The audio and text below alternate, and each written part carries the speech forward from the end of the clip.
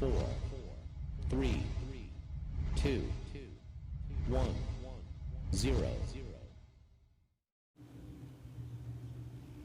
शुरू। कोरोना महामारी से निपटने की चुनौतियां लगातार बढ़ रही है। विराम। हर दिन संक्रमण और संक्रमण से होने वाली मौतों के आंकड़े नई ऊंचाई छू रहे हैं। विराम।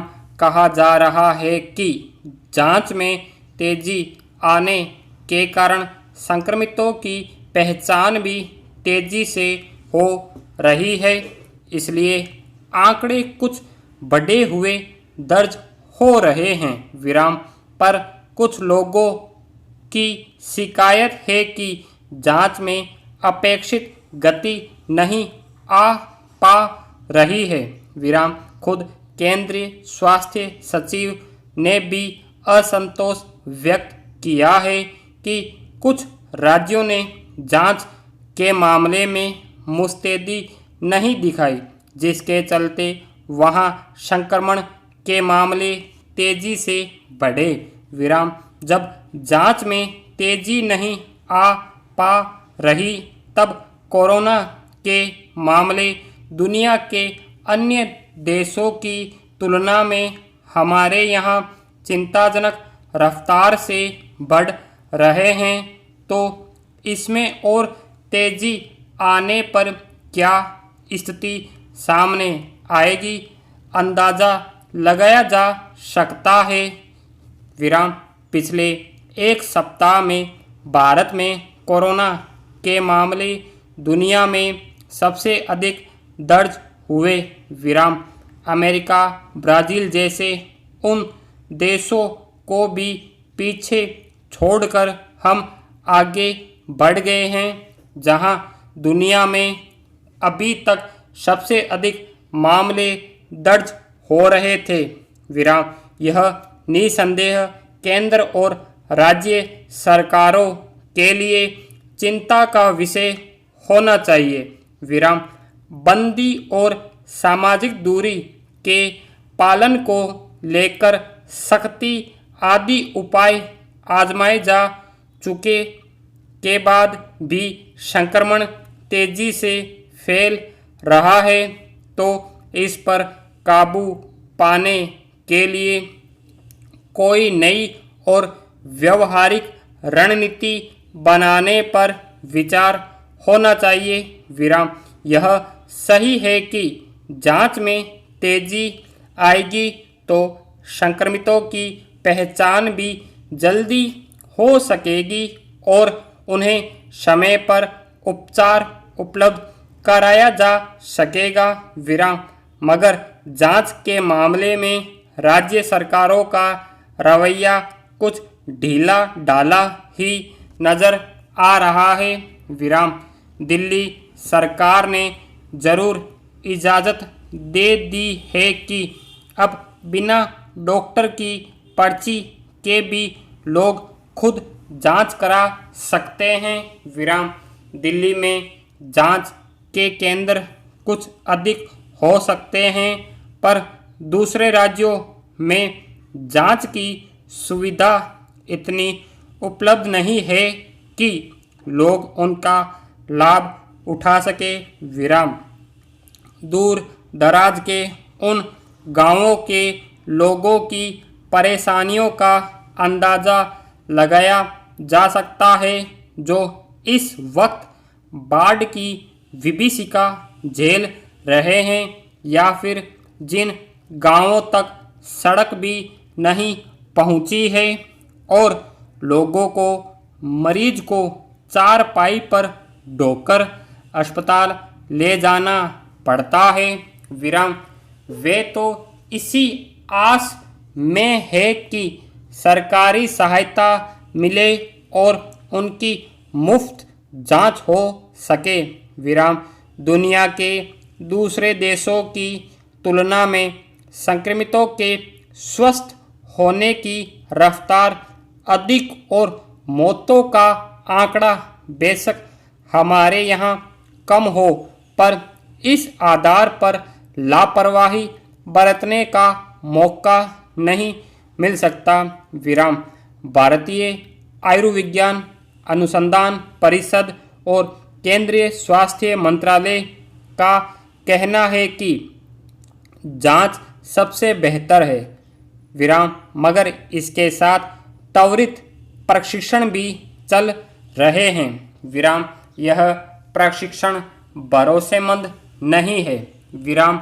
इस प्रशिक्षण में अगर नतीजा नेगेटिव आता है तो उसका जांच कराना जरूरी है। विराम। मगर राज्य सरकारें इसे गंभीरता से नहीं लेती देखी जा रही है। विराम। कई राज्य सरकारों का कहना है कि इस महामारी से पार पाने के लिए उनके पास पर्याप्त धन नहीं है। विराम। उन्होंने केंद्र सरकार से भी इसके लिए गुहार लगाई थी पर निराशा ही हाथ लगी। विराम। ऐसे में यह ठीक है कि स्वास्थ्य के मोर्चे पर राज्य सरकारों को ही अगली कतार में लड़ना है, पर उन्हें जरूरी संसाधन और सहयोग उपलब्ध कराने के मामले में केंद्र को भी अपनी जिम्मेदारी निभानी होगी। विराम। भारत की अर्थव्यवस्था पिछले कुछ समय से जिस तरह के संकटों का सामना कर रही है उससे आर्थिक वृद्धि को झटका लगना ही था। विराम। खास तौर से पिछले 4 महीनों के दौरान कोरोना संकट काल में तो अर्थव्यवस्था पेंदे में चली गई। विराम। इस महीने के शुरू में आर्थिक वृद्धि को लेकर सरकार ने जो आंकड़े जारी किए वे एक चौपट अर्थव्यवस्था की तस्वीर पेश करते हैं। विराम। 4 दशक के बाद पहली बार ऐसा हुआ जब देश का जीडीपी 24% नीचे चला गया। विराम। ऐसे में अब वैश्विक और घरेलू रेटिंग एजेंसियों की उम्मीदें भी पहले से और धुंधली पड़ गई और चालू वित्त वर्ष 2020-21 के लिए प्रमुख एजेंसियों ने भारत की आर्थिक वृद्धि को लेकर अपने अनुमान और कम कर दिए। विराम। हालांकि रेटिंग एजेंसियों का अपना आकलन होता है। विराम। किसी को संभावनाएं ज़्यादा अच्छी नज़र आती है तो उसी समय में किसी रेटिंग एजेंसी का अनुमान विपरीत भविष्यवाणी करता दिखाई देता है। विराम।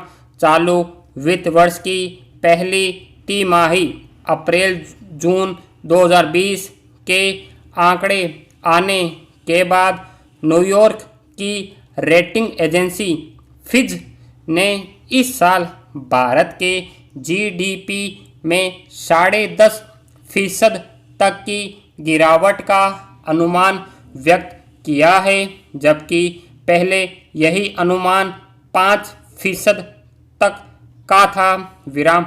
इंडिया रेटिंग ने भारत के जीडीपी में 11.8% की गिरावट की बात कही है। विराम। निवेश बैंकों को तो हालात इससे भी बुरे नजर आ रहे हैं। विराम। अमेरिका के निवेश बैंक ने चालू वित्त वर्ष में भारत की जीडीपी में 14.8% तक की गिरावट की आशंका जता दी है, जबकि पहले यही बैंक 11.8% तक की गिरावट आने की बात कह रहा था। विराम। चाहे देसी विदेशी रेटिंग एजेंसियां हो या फिर सरकार के हाल के आंकड़े, सबका यही है कि अर्थव्यवस्था को पटरी पर लाना अब आसान नहीं है।